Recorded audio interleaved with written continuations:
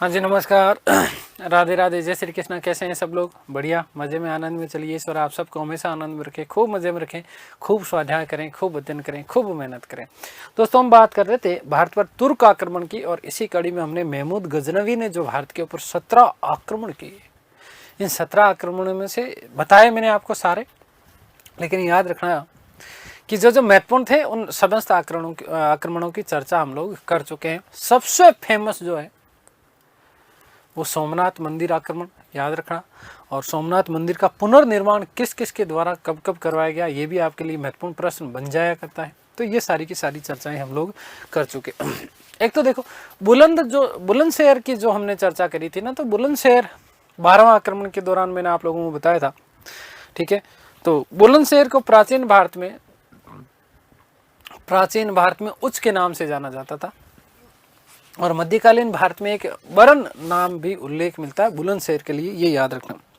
आज जो महत्वपूर्ण बात करने वाले हैं ना, वो महत्वपूर्ण बात हम किसकी करने वाले हैं? महमूद गजनवी के कुछ दरबारी विद्वान, और इन दरबारी विद्वानों का नाम आपसे पूछ लिया जाता है, ठीक है। पहला उत्तबी, कौन? उत्तबी। इस उत्तबी का कथन मैं आप लोगों को बता चुका। मैंने आपको कहा था कि उत्तबी ने कहा कि महमूद ने एक ऐसे शहर का वैभव देखा, जिसका ऐसा शहर देखा जिसका वैभव स्वर्ग के समान था, जिसका वैभव स्वर्ग के समान था। ये बात उत्तबी ने कही थी, और ये कौन से आक्रमण के लिए कही थी? मथुरा आक्रमण के लिए। मथुरा आक्रमण उसका 12वां आक्रमण था। ये चर्चा हम लोग कर चुके। तो एक तो उत्तबी था, दरबारी विद्वान। दूसरा अल-बरूनी, बहुत महत्वपूर्ण है बेटा, याद रखना। अल-बरूनी, इसके ग्रंथों के नाम भी पूछा जाता है। तीसरा फिरदौसी, और चौथा बेहाकी। कौन? बेहाकी। ये चार इसके प्रमुख दरबारी विद्वान माने जाते हैं। उत्तबी की यदि हम बात करें तो उत्तबी साहित्य का इतिहासकार था। किसका? महमूद का। और इसने एक ग्रंथ लिखा था जिसका नाम था किताब उल यामिनी, किताब उल यामिनी। और दूसरा जो इसने ग्रंथ लिखा था उसका नाम था तारीख उल यामिनी, किताब उल यामिनी या तारीख उल यामिनी। अल-बरूनी के ग्रंथों का नाम बहुत बार पूछा जाता है, और प्रश्न यह भी बनता है कि अल-बरूनी किसका दरबारी था? तो याद रखिएगा, महमूद गजनवी का था। अल-बरूनी के जो ग्रंथ हैं उनका नाम है किताब उल हिंद और तारीख उल हिंद, किताब उल हिंद और तारीख उल हिंद। फिर सबसे महत्वपूर्ण शाहनामा का पूछा जाता है, ठीक है ना। शाहनामा जिसे वहां का महाभारत भी बोलते हैं, आगे थोड़ी सी मैं डिटेल में बात करूंगा। तो शाहनामा किसने लिखा था? फिरदौसी ने। और फिरदौसी को बेटा याद रखिएगा कि पूर्व का हैमर कहा जाता है। पूर्व का क्या कहा जाता है? हैमर कहा जाता है। ये बात आप लोगों के लिए विशेष महत्वपूर्ण बन जाती है कि पूर्व का हैमर किसको कहा जाता है। तो याद रखिएगा, फिरदौसी को कहा जाता है, ठीक है। महमूद का सचिव था वस्तुते उत्तबी, हालांकि वो कहता जो कभी भारत आया नहीं, फिर भी लेकिन इसका स्टेटमेंट है। चलिए मैं लिखता हूं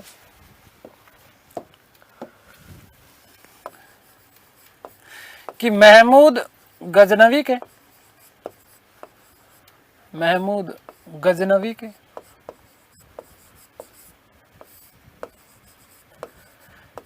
4 दरबारी विद्वान,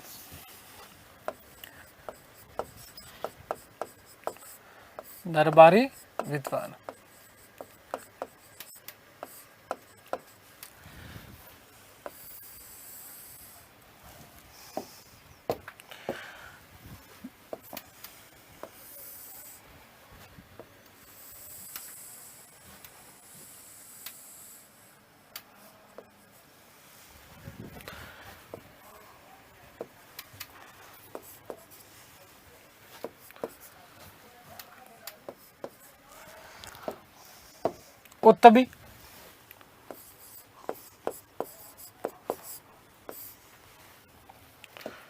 अल-बरूनी,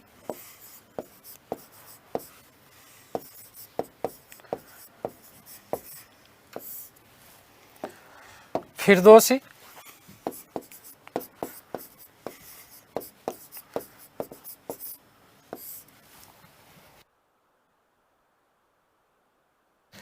और बेहाकी।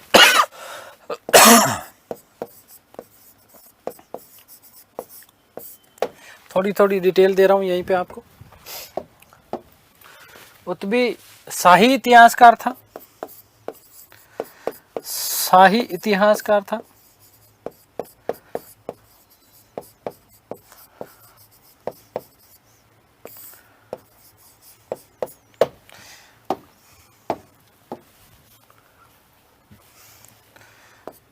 यह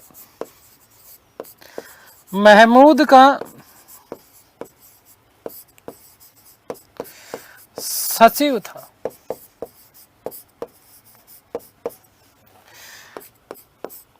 कभी भी भारत नहीं आया।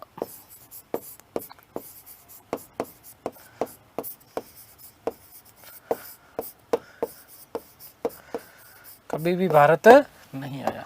इसके ग्रंथों की चर्चा कर लेते हैं। ग्रंथ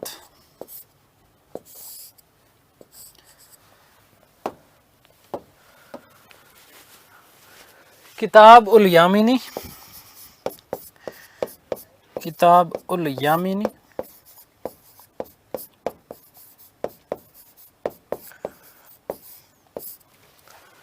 और तारीख उल यामिनी।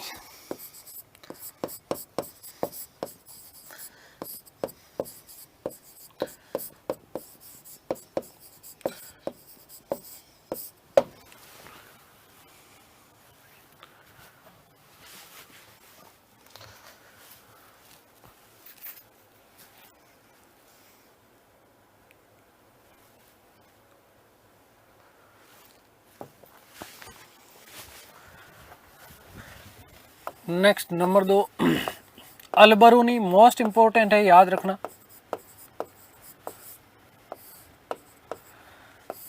महमूद के समकालीन इतिहासकार था। महमूद का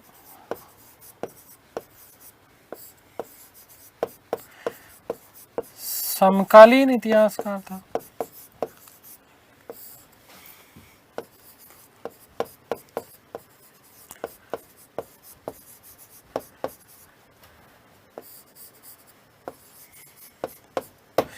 अब यहां देखो, मैंने आपको कहा उत्तबी कभी भी भारत नहीं आया, लेकिन ये महमूद के साथ 11वीं सदी में भारत आया था। याद रखना, गणित, ज्योतिष, दर्शन और संस्कृत। क्या चीज? गणित, ज्योतिष, दर्शन और संस्कृत का विद्वान था। इसका जो ग्रंथ है किताब उल हिंद, अरबी भाषा में भारतीय इतिहास की जानकारी देता है। भारतीय इतिहास की जानकारी का बड़ा प्रमाण माना जाता है। कौन सा? किताब उल हिंद। ठीक है, तो 11वीं सदी में, 11वीं सदी में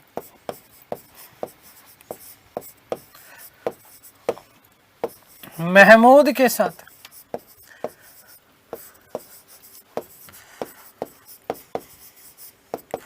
भारत आया।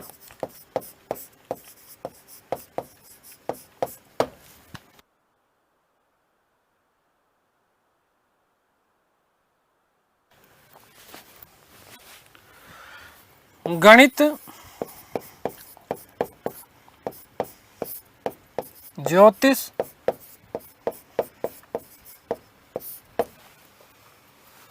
दर्शन वे संस्कृत का विद्वान था। 11वीं शताब्दी का मतलब समझते हो ना? 10वीं सदी समाप्त होने के बाद में महमूद गजनवी भी एक तरीके से याद रखना 11वीं सदी का ही है ना। आप ऐसे सोच लेना 11वीं सदी, वैसे वैसे नहीं बेटा। आगे बात समझ क्लियर है? ग्रंथ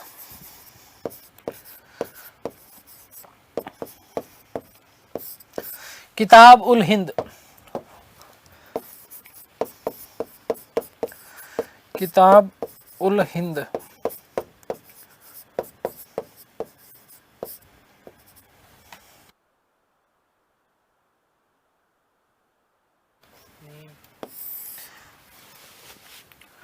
अरबी भाषा में लिखी है। ये एक तो ये याद रखना कि अरबी भाषा में।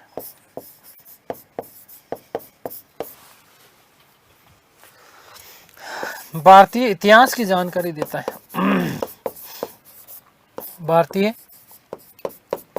इतिहास की जानकारी देता है।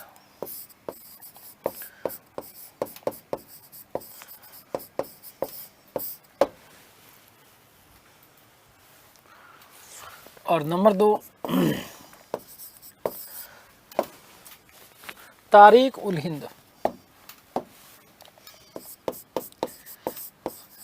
तारिक उल हिंद, ये आप लोगों के लिए महत्वपूर्ण बन जाती है बेटा।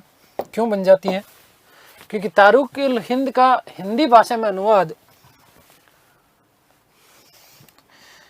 इस ग्रंथ का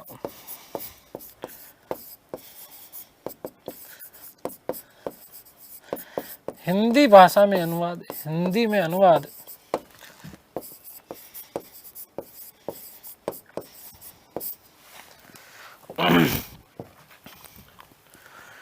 देखो सुनो भाई, कोई भी खतरनाक वाला जो काम करता है ना हिंदुस्तान में, वो कौन करता है? रजनीकांत ही करता है, आपको पता है। अब कोई कहते हैं ना ये अरबी भाषा को हिंदी में लिख दिया, अरबी भाषा के ग्रंथ है, तो खतरनाक यदि कोई काम करेगा तो वो रजनीकांत से कम होगा क्या? तो तारिक उल हिंद का हिंदी भाषा में अनुवाद किया गया था रजनीकांत शर्मा के द्वारा। याद रखिएगा बेटा, मोस्ट इंपोर्टेंट प्रश्न बनता है कि अलबरूनी जो था पुराणों का अध्ययन करने वाला प्रथम मुस्लिम इतिहासकार माना जाता है। पुराणों का अध्ययन करने वाला प्रथम मुस्लिम इतिहासकार कौन था? अलबरूनी। तो हिंदी भाषा में अनुवाद तो रजनीकांत शर्मा के द्वारा, रजनीकांत शर्मा। और एक नोट लगा के यहां पर लिख रहा हूं, नोट कि अलबरूनी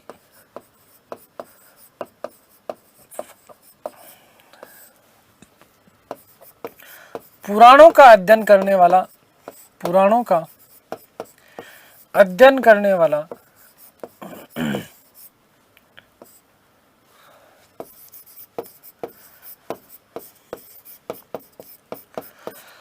प्रथम मुस्लिम इतिहासकार था, प्रथम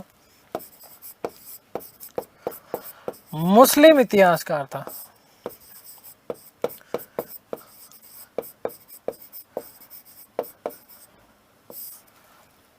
प्रथम मुस्लिम इतिहासकार था कौन? अलबरूनी।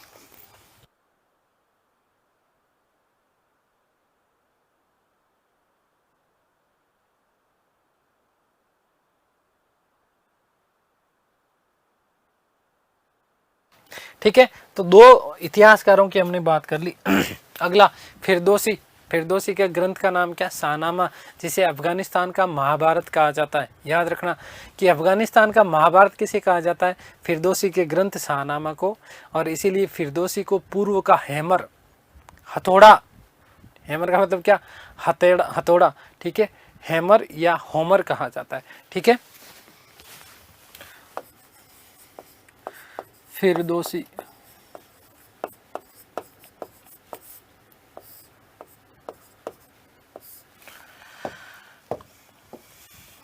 इसका ग्रंथ शाहनामा। याद रखना बेटा, शाहनामा को अफगानिस्तान का महाभारत कहा जाता है। अफगान का महाभारत कहा जाता है। ठीक है, क्लियर। और फिरदौसी को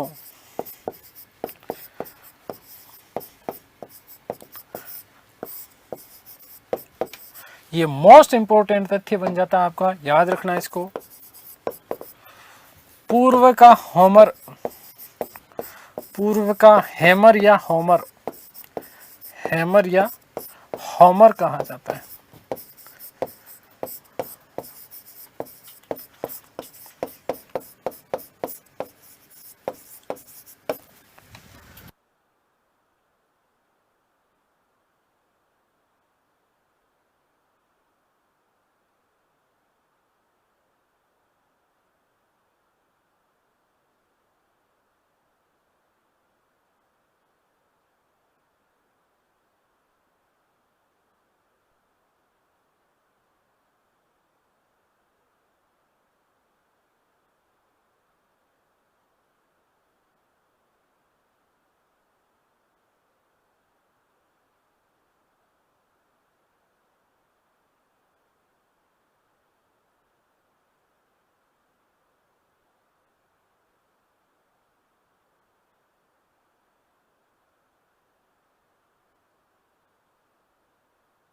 ठीक है। अब यहां से देखो आपका प्रश्न आना ही आना है, या तो फिरदौसी या फिर आपका प्रश्न आएगा बेहाकी से। बेहाकी जो कि महमूद का दरबारी कवि था, याद रखना, महमूद का दरबारी विद्वान था, महमूद के हमेशा साथ में रहता था। इसका ग्रंथ है तारीख ए सुबक्तगीन। क्या है? तारीख है सुबक्तगीन, याद रखिएगा। इसके ग्रंथ का नाम क्या है? तारीख है सुबक्तगीन।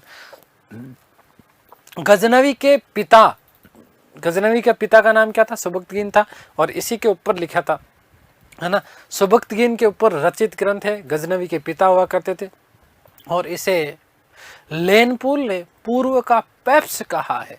पूर्व का पेप्स किसे कहा जाता है? बेहाकी को। जबकि पूर्व का हेमर किसे कहा जाता है?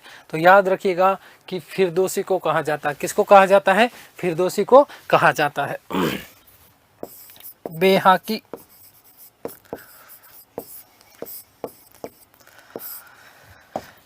याद रखिएगा कि यह महमूद का दरबारी विद्वान था, दरबारी कवि था। महमूद का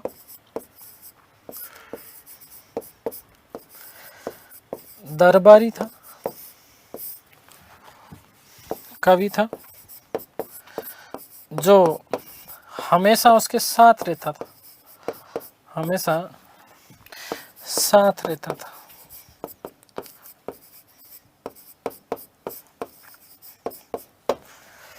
ग्रंथ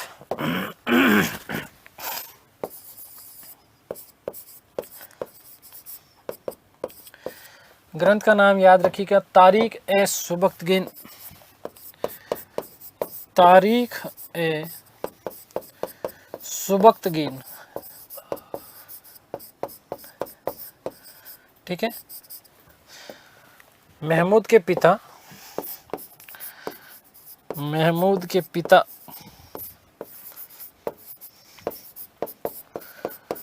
सुबक्तगीन पर रचित, सुबक्तगीन पर लिखित ग्रंथ, ठीक है। नेक्स्ट याद रखिएगा कि लेनपुल ने इसे, इंपॉर्टेंट तथ्य है आपका, मोस्ट इंपॉर्टेंट तथ्य है, लेनपुल ने इसे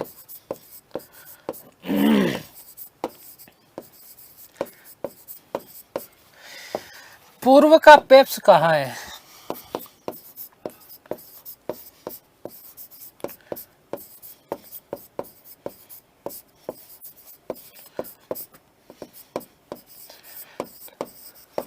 तो दो महत्वपूर्ण प्रश्न बनते, एक तो पूर्व का पेप्स ध्यान रखना कौन है? बेहाकी, और पूर्व का हेमर कौन है? फिरदौसी।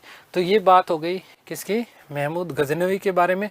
और कुछ विशेष महत्वपूर्ण बातें हम लोग करने वाले, देखिएगा। महमूद गजनवी विश्व का प्रथम ऐसा शासक था जिसने सुल्तान की उपाधि धारण करी। सुल्तान का मतलब क्या है? अब यहां से थोड़ा सा एक नई चीज आ गई, देखिएगा। महमूद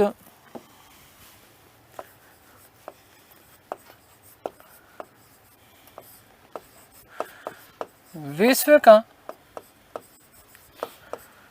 प्रथम ऐसा शासक था, प्रथम ऐसा शासक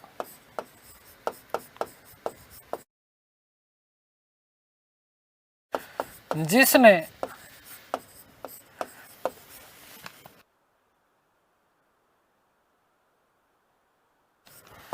सुल्तान की उपाधि धारण की।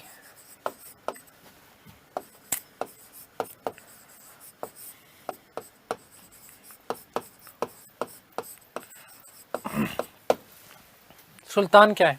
देखो ध्यान से सुनना। सुल्तान का मतलब क्या बेटा समझो।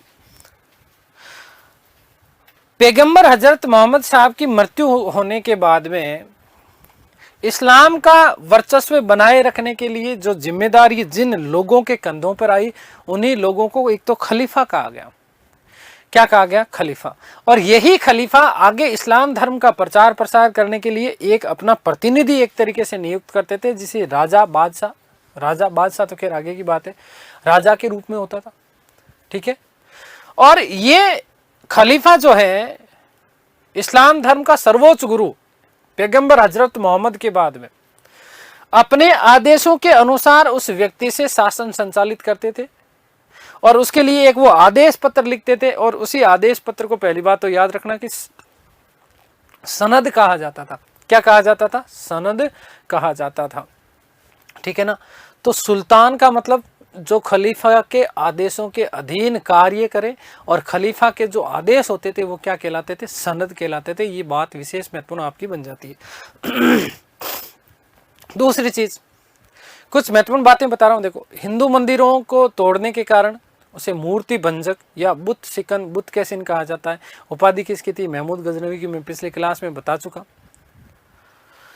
और गजनी ने जब बार बार आक्रमण किया यहाँ पर, तो पंजाब सबसे बड़ा केंद्र बना। आक्रमण का बिंदु सबसे बड़ा केंद्र जो है पंजाब था।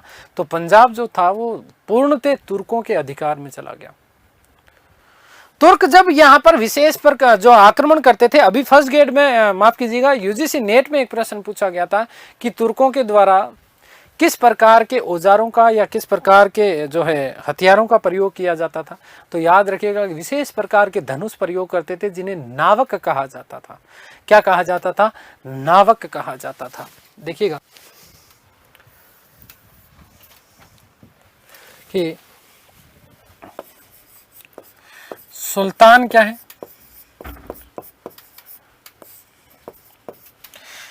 खलीफा के आदेश पत्र के अनुसार, खलीफा के आदेश पत्र,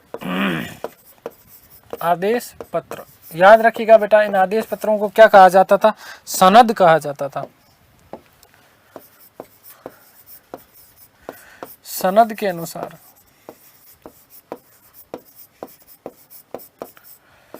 शासन संचालित करने वाले, शासन करने वाले प्रतिनिधि, करने वाले प्रतिनिधि। और बादशाह आगे जब हम बात करेंगे मुगल काल की, तब मैं आप लोगों को बताऊंगा कि जो खलीफा की सत्ता में विश्वास नहीं करते थे, वो अपने आप को उन्होंने बादशाह कहा। क्या कहा? बादशाह कहा। ठीक है, ध्यान रखिएगा कि तुर्क एक विशेष प्रकार का, एक विशेष प्रकार का धनुष प्रयोग करते थे।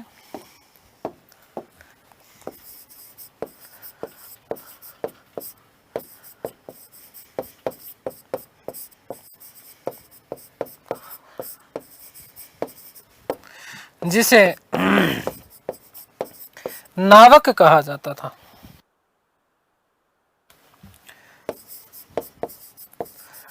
नावक कहा जाता था। ठीक है, तो ये सुल्तान वाला भी प्रश्न पूछा जा सकता है। ठीक है, आगे बात समझ में। याद रखना कि गजनी वंश का अंतिम जो शासक था उसका नाम था मलिक खुसरो। क्या नाम था? मलिक खुसरो। गजनी वंश का अंतिम शासक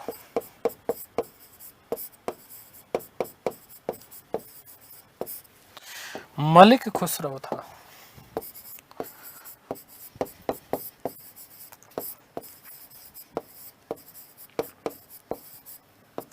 कौन था? मलिक खुसरो था। ये बात आप लोग विशेष रूप से ध्यान रखिएगा। तो ये आपका महमूद गजनवी आपका हो गया। अगला जो आया वो आया था वंश भारत में गौरी वंश। ठीक है ना, कौन सा? गौरी वंश। इसके बारे में हम लोग चर्चा कर लेते हैं।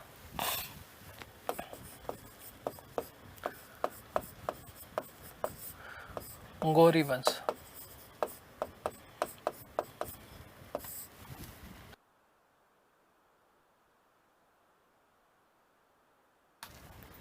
देखिएगा, गजनी वंश के पतन के बाद गजनी वंश के पतन के बाद में एक नए वंश का उदय हुआ, और उस वंश का नाम क्या था? गौरी था। मैंने अभी अभी आपको बताया कि गजनी वंश का जो अंतिम शासक था उसका नाम था मलिक खुसरो। इस मलिक खुसरो को मोहम्मद गौरी ने कैद किया और कैद करने के बाद में 1192 ईस्वी में मार डाला, और मारने के साथ ही साथ एक तरीके से गौरी वंश का उदय हुआ है। गौरियों की यदि हम बात करें, गौरी है कहाँ के, तो गौरी कहाँ के, तो याद रखिएगा कि गौरी गोर के पहाड़ी क्षेत्र था, गोर पहाड़ी क्षेत्र है ना, गोर याद रखना, गोर पहाड़ी क्षेत्र गजनी और हेरात के बीच का जो क्षेत्र था, यहां पर निवास करती थी एक जाति थी जिसका नाम था गौरी। ठीक है ना, कहां पर, गजनी और हेरात का जो क्षेत्र था, कौन सा, गजनी और हेरात के क्षेत्र के मध्य गौरी नामक एक क्षेत्र जो है जाति निवास करती थी, और इसी के कारण इस क्षेत्र को क्या कहा जाता था, गौर कहा जाता था। ठीक है, तो गजनी कहाँ के,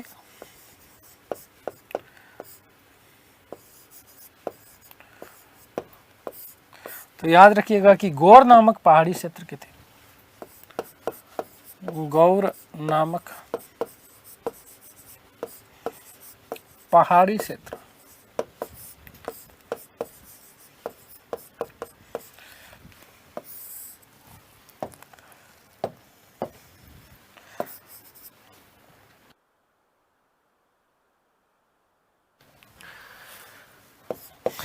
गजनी व हेरात के मध्य का क्षेत्र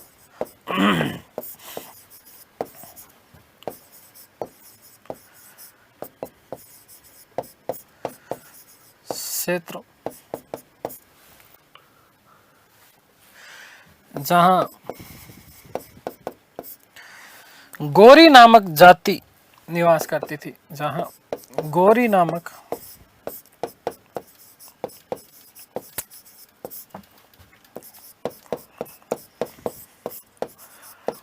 जाति निवास करती थी।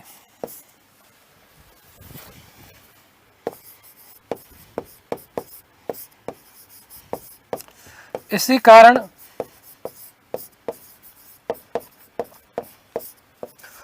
इस क्षेत्र को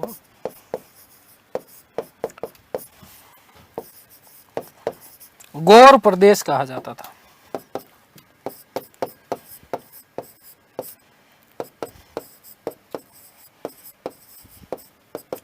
क्या कहा जाता था, गौर प्रदेश कहा जाता था। ठीक है बेटा, अब देखो थोड़ा सा हम बात कर लेते हैं इसका उदय कैसे हुआ।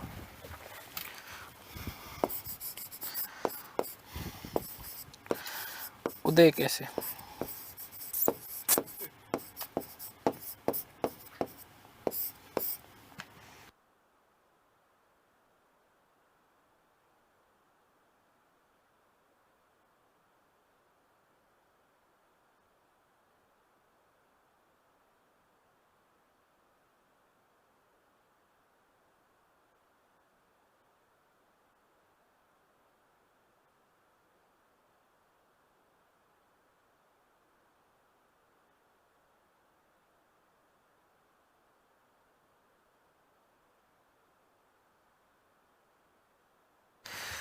देखिएगा उदय के पीछे कहानी एक छोटी सी क्या कहानी है कि 1155 ईस्वी में इस गौर क्षेत्र का एक व्यक्ति था, और उसका व्यक्ति का नाम था अलाउद्दीन हुसैन।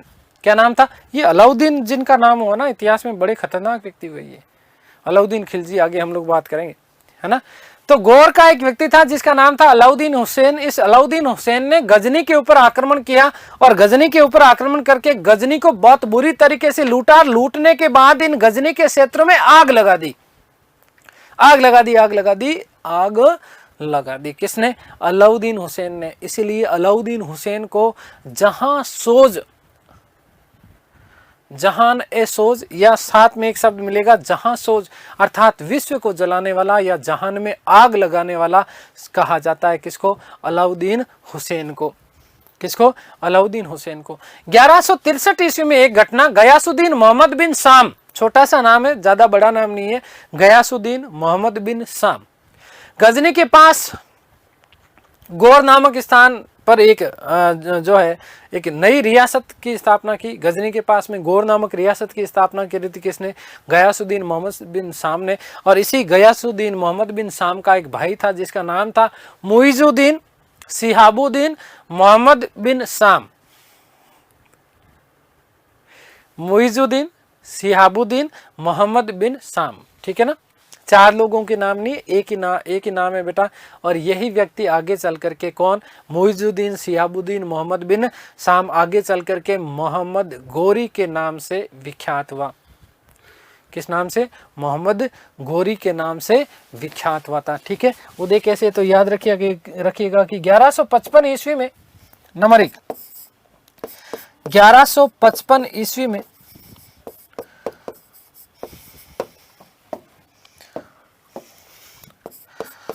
गौर के अलाउद्दीन हुसैन ने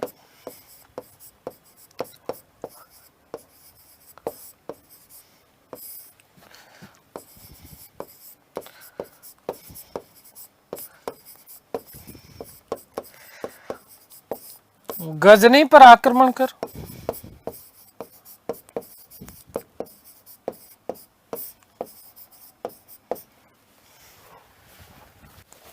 उसे लूटा वे गजनी में आग लगा दी।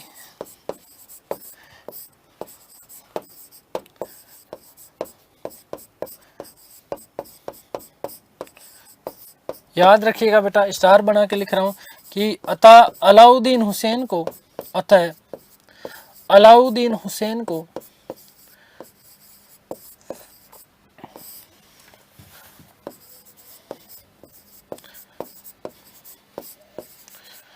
जहां सोज, या पूरा लिखूंगा तो जहान ए सोज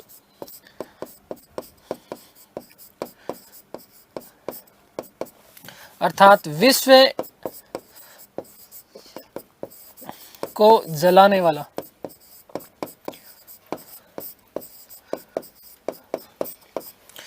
कहा गया है।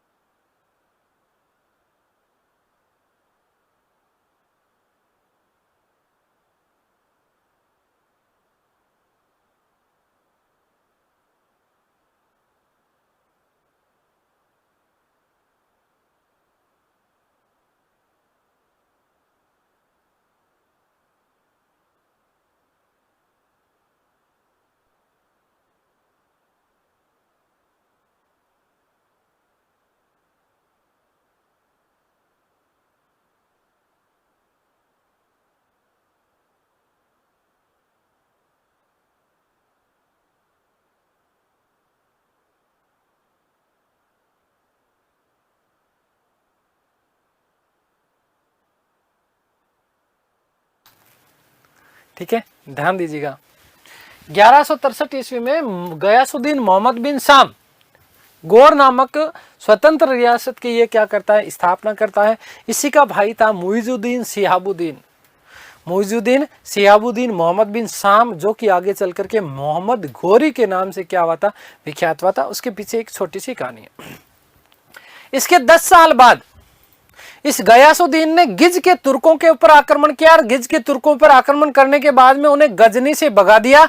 और गजनी से भगाने के बाद में अपने भाई मुइजुद्दीन सिहाबुद्दीन मोहम्मद बिन साम को यहां का मतलब कहा गिज का शासक बना दिया, और यही आगे चल करके मोहम्मद गोरी के नाम से प्रसिद्ध हुआ। याद रखिएगा कि 1173 ईस्वी में 1173 ईस्वी में गयासुद्दीन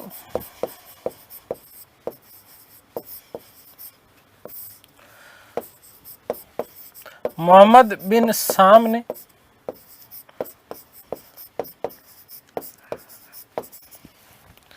गिज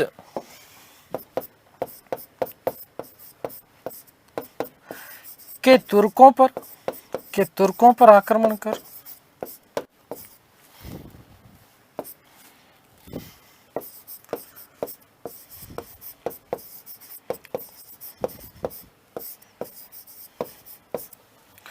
उन्हें गजनी से भगा दिया।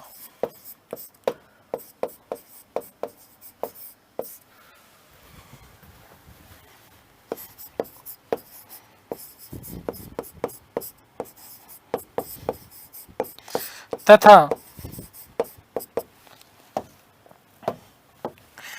वहां का शासक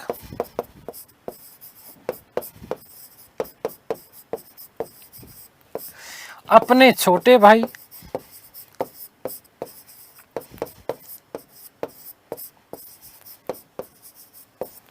बस छोटे भाई का नाम छोटा सा है,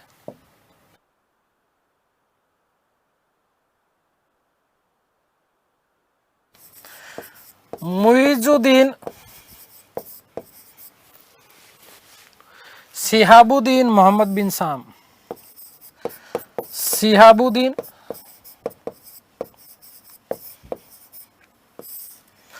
मोहम्मद बिन शाम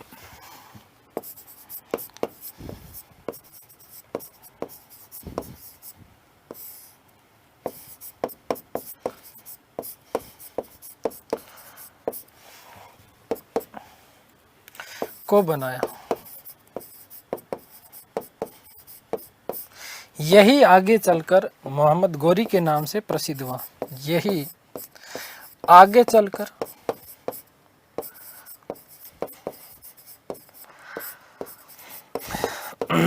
मोहम्मद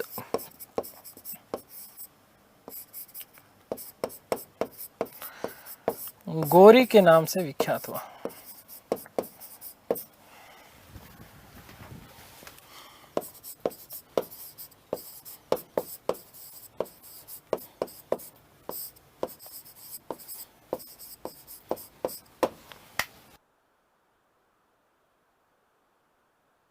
ठीक है, आगे की बात करते हैं, ध्यान से सुनना बेटा। मोहम्मद गोरी, मुइजुद्दीन शिहाबुद्दीन मोहम्मद बिन शाम, ये पूरा नाम है, कई बार आपसे पूछ लिया जाता है। अब ये गोरी भारत के ऊपर क्या करता है, आक्रमण करता है। अब यहाँ से महत्वपूर्ण प्रश्न बनता है कि गोरी के आक्रमण के पीछे, भारत आक्रमण के पीछे क्या उद्देश्य क्या था। ठीक है, तो याद रखना कि भारत में साम्राज्य स्थापित करना चाहता था मोहम्मद गोरी। प्रथम ऐसा मुस्लिम शासक था जिसका उद्देश्य भारत में साम्राज्य स्थापित करना चाहता था। इसी उद्देश्य से उसने 1175 ईस्वी में भारत के ऊपर प्रथम आक्रमण किया, और प्रथम आक्रमण मुल्तान के ऊपर किया। उस समय वहां पर कर्माती वंश का मुस्लिम लोग जो थे, इनका यहाँ पर शासन हुआ करता था। इसमें गोरी विजय रहा। 1175 में भारत के ऊपर प्रथम आक्रमण करता है कौन, गोरी। ठीक है, तो गौरी के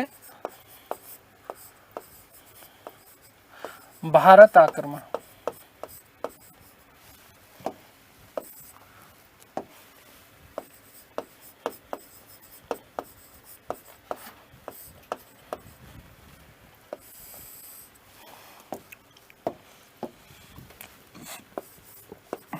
उद्देश्य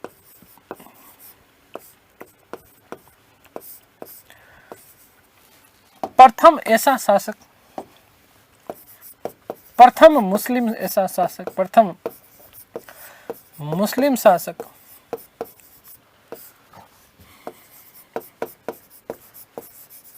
जिसका उद्देश्य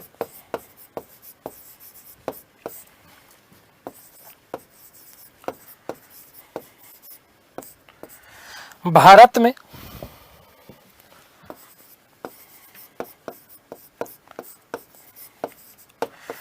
मुस्लिम साम्राज्य की स्थापना करना था।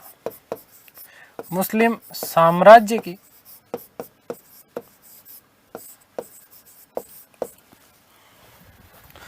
स्थापना करना।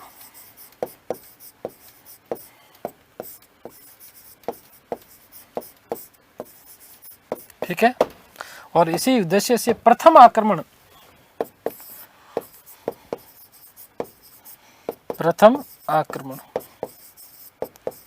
ये महत्वपूर्ण है आपका बेटा, याद रखना, क्योंकि प्रथम आक्रमण का समय पूछ लिया जाता है।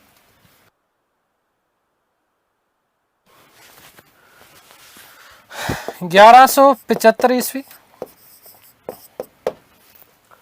मुल्तान के करमाथी वंश के ऊपर, मुल्तान के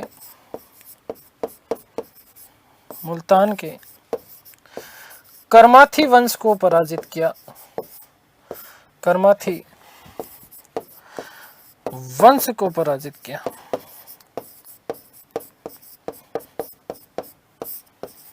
ठीक है, तो ये प्रश्न अभी हाल ही में हालांकि पूछा गया था कि गोरी का भारत के ऊपर प्रथम आक्रमण कब था, तो 1175 ईस्वी में था। ये बात आप लोगों के लिए विशेष स्मरणीय बन जाती है। दूसरा आक्रमण 1176 में किया गया सिंध के ऊपर, उसके ऊपर यहां से भी विजय प्राप्त हो गई। तीसरा आक्रमण की यदि हम लोग बात करते हैं तो 1178 ईस्वी में किया गया। गुजरात के शासक हुआ करते थे उस समय, और गुजरात के शासक जिनका नाम था भीमदेव द्वितीय, या कई जगह आपको इनका नाम मिलता है मूलराज सेकंड। क्या नाम था? मूलराज सेकंड। याद रखिएगा दोस्तों कि यह आपका महत्वपूर्ण आक्रमण बनता है। तीसरा आक्रमण इसका, भीमदेव सेकंड या मूलराज सेकंड ने अपनी विधवा माता जिसका नाम था नायिका देवी, इस नायिका देवी को कहा कि माता श्री, पहले तो एक वो गजनवीड़ा आया, भारत के ऊपर आक्रमण किया और हमारे गुजरात के ऊपर भी आक्रमण किया था और सोमनाथ मंदिर को भी लूट के ले गया था। अब वहीं से उधर से एक व्यक्ति और आ रहा है, नाम गोरी है, पता नहीं आदमी है कि लुगाई है, पता नहीं। तो माताजी ने कहा, विधवा माताजी थी, उनका नाम था नायिका देवी, उन्होंने कहा बेटा ऐसा लग रहा है कि नाम से तो गोरी के नाम से तो ऐसा लग रहा है लुगाई है,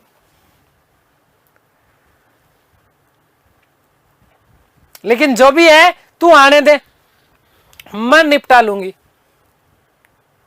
तो 1178 ईस्वी में जब गुजरात के ऊपर आक्रमण किया तो उस युद्ध का जो युद्ध हुआ माउंट आबू के समीप युद्ध हुआ, आबू के पास में, ध्यान रखिएगा, माउंट आबू राजस्थान।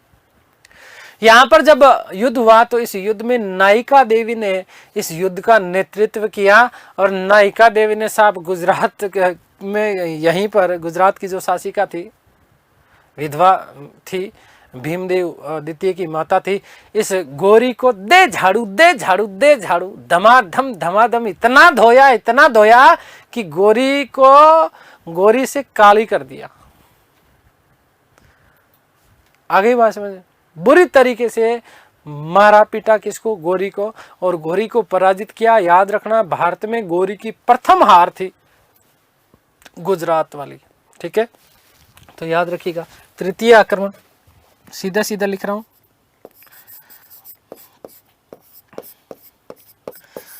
तृतीय आक्रमण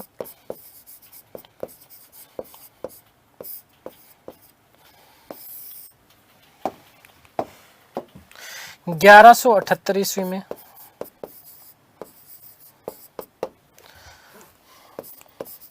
गुजरात पर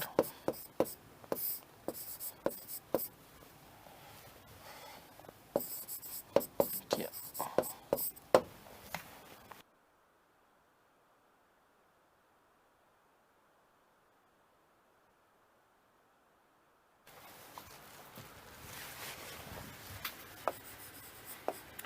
गुजरात का शासक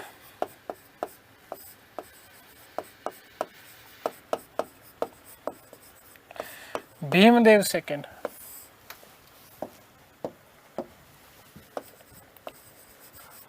भीमदेव सेकंड, या इसी का कई इतिहासकार नाम लिखते हैं मूलराज सेकंड।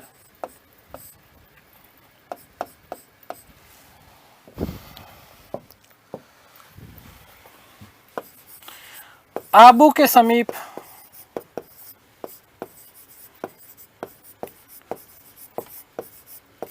लड़े गए इस युद्ध में इस युद्ध का नेतृत्व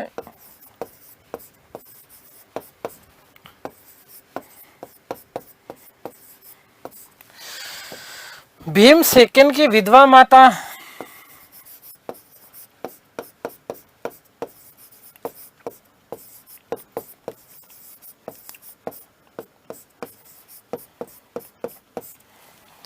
नायिका देवी ने किया।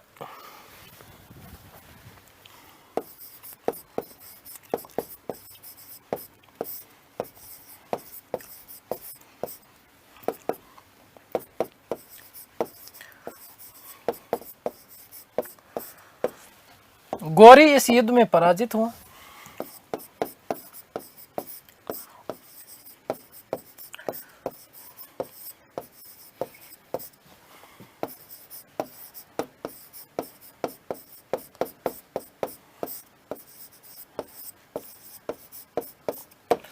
गौरी की ये भारत में प्रथम हार थी।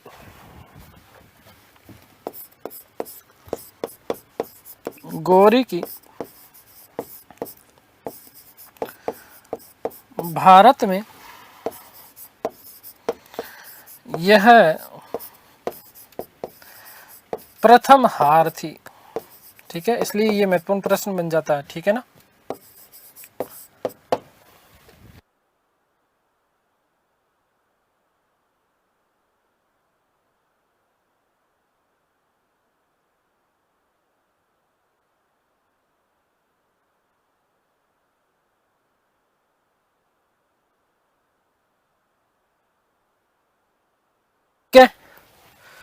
तो ये बात आप लोग ध्यान रखना। इसके बाद में गौरी ने 1179 में पेशावर के ऊपर विजय प्राप्त की, 1181 में लाहौर के ऊपर विजय प्राप्त की और 1190 ईस्वी में भटिंडा के ऊपर भी विजय प्राप्त की। इसके बाद गौरी ने क्रमशः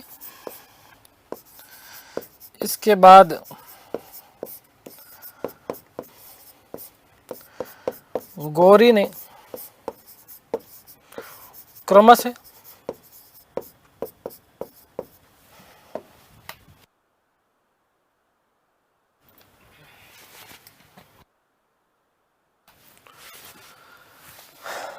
1179 ईस्वी पेशावर,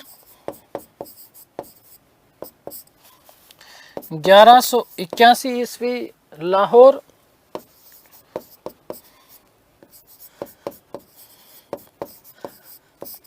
और उसके बाद 1189 ईस्वी भटिंडा, 1189 ईस्वी भटिंडा पर विजय प्राप्त की।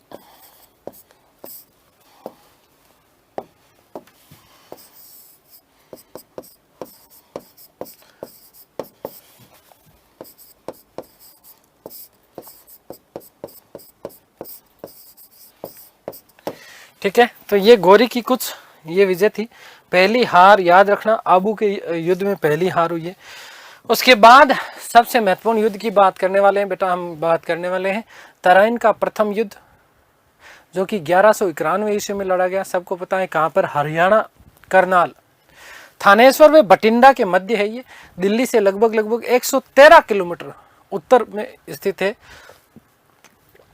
तराइन। ठीक है ना। शासक पृथ्वीराज चौहान तृतीय वर्सेज मोहम्मद गौरी। पृथ्वीराज चौहान ने मोहम्मद गौरी को छठ का दूध याद दिला दिया, नानी याद दिला दी मार मार के। आगे बात समझे। पृथ्वीराज चौहान इस युद्ध में विजय रहे। 7 करोड़ की धन संपदा इस युद्ध से प्राप्त हुई। किसको? पृथ्वीराज चौहान को। पृथ्वीराज चौहान की सबसे बड़ी महान भूल थी कि इस युद्ध में उन्होंने उस गौरी को जिंदा छोड़ दिया। इतिहासकार कहते हैं कि गौरी के साथ इस युद्ध का सबसे बड़ा कारण यह था कि पृथ्वीराज चौहान पंजाब के ऊपर अधिकार करना चाहता था। यहीं पर पृथ्वीराज चौहान के सेनापति, हालांकि राजस्थान इतिहास का विषय है, हमारे इतिहास का विषय है ही नहीं, जो है सेनापति कई बार पूछ लिया जाता, तो याद रखना खेत सिंह खंगार प्लस गोविंदराज प्लस खांडेराव। ठीक है, तो पानीपत का प्रथम युद्ध, माफ कीजिएगा, तराइन का प्रथम युद्ध, तराइन का प्रथम युद्ध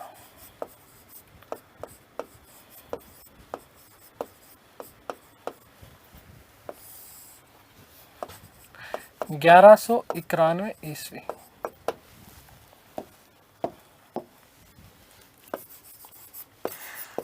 पृथ्वीराज चौहान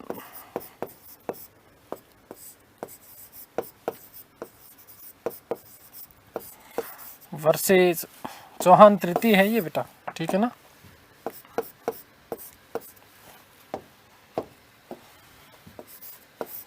वर्सेस मोहम्मद गोरी।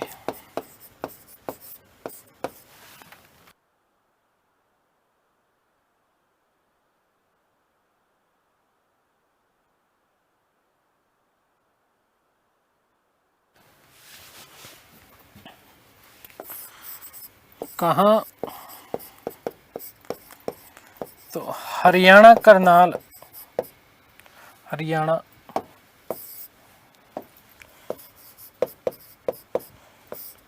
करनाल में। याद रखना कि थानेश्वर व बठिंडा के मध्य स्थित है। थानेश्वर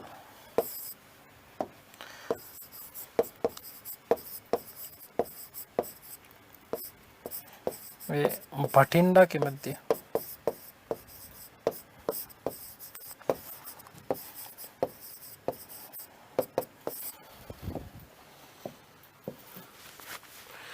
दिल्ली से लगभग 113 किलोमीटर उत्तर में। दिल्ली से, ये बात मैं इसलिए लिख रहा हूं क्योंकि कंट्रोवर्सी बहुत होती है यहां पर। 113 किलोमीटर उत्तर में स्थित है।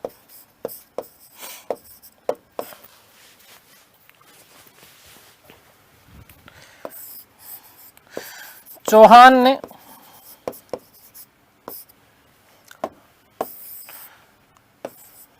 कारण की बात कर लेते हैं। कारण क्या था? तो चौहान पंजाब के क्षेत्रों पर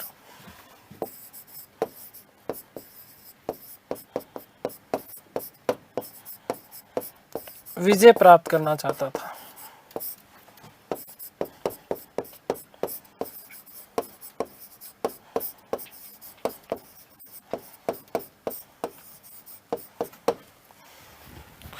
चौहान ने इस युद्ध में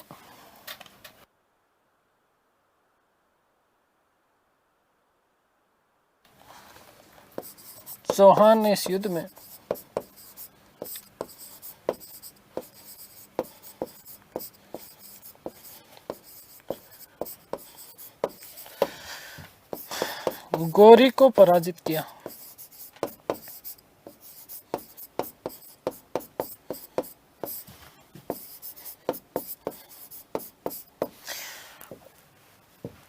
सात करोड़ की आय हुई।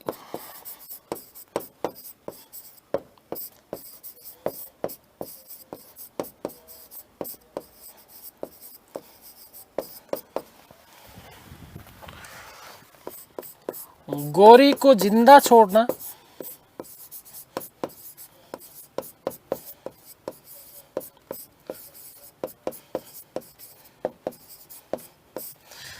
चौहान की महान भूल थी।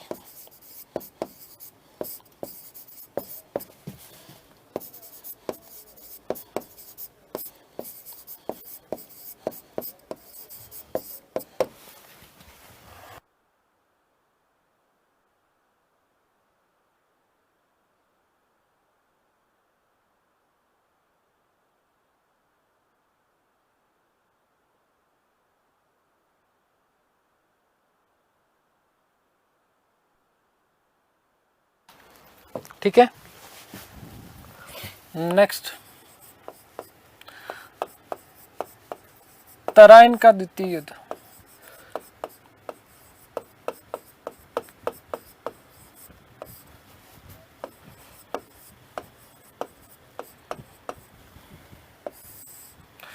1192 ईस्वी, 1192 ईस्वी, याद रखिएगा बेटा। इस युद्ध से पूर्व हालांकि गौरी पराजित होकर के गया था बहुत बुरी तरीके से, लेकिन युद्ध से पूर्व गौरी ने अपने एक दूत जिसका नाम था किवाम उल मुल्क, क्या नाम था, किवाम उल मुल्क को भेजा चौहान के पास में। चौहान के पास में भेज करके उसको कहा कि चौहान को बोल दे या तो अधीनता स्वीकार कर ले और या फिर युद्ध होने के लिए तैयार हो जा।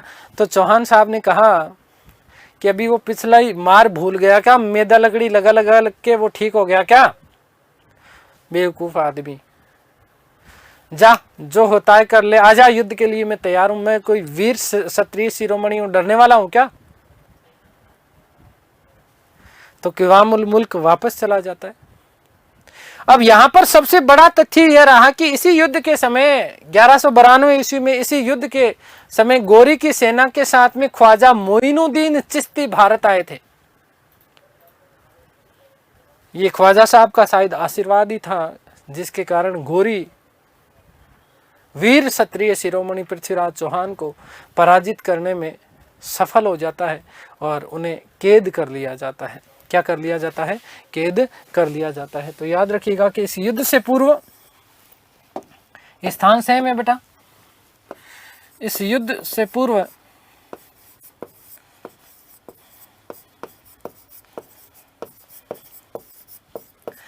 गौरी ने अपने दूत, ये महत्वपूर्ण बन जाता है आपका, किवाम उल मुल्क को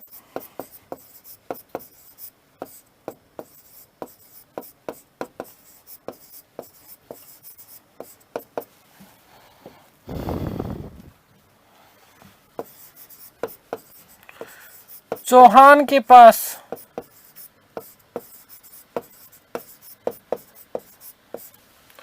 अधीनता स्वीकार करने हेतु, अधीनता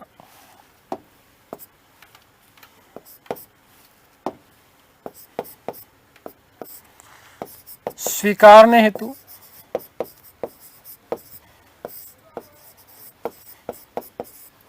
भेजा। ठीक है, इसी युद्ध के समय ये मोस्ट इंपोर्टेंट तथ्य बनता है, याद रखना। इसी युद्ध के समय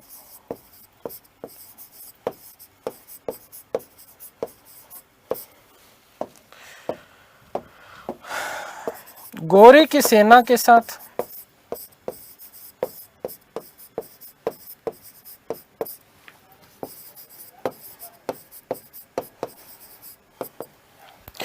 ख्वाजा मोइनुद्दीन चिश्ती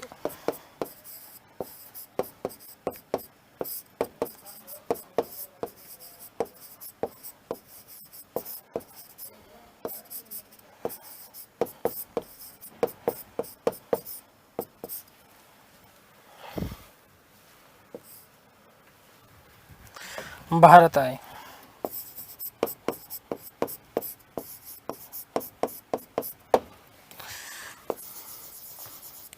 चौहान की मृत्यु हुई, चौहान की पराजय हुई।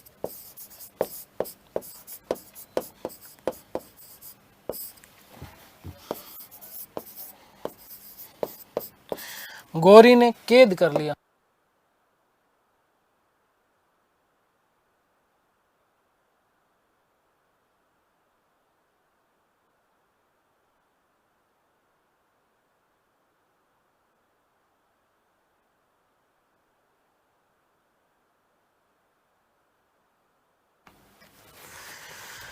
और इसी के साथ भारत में तुर्की सत्ता की स्थापना हो गई।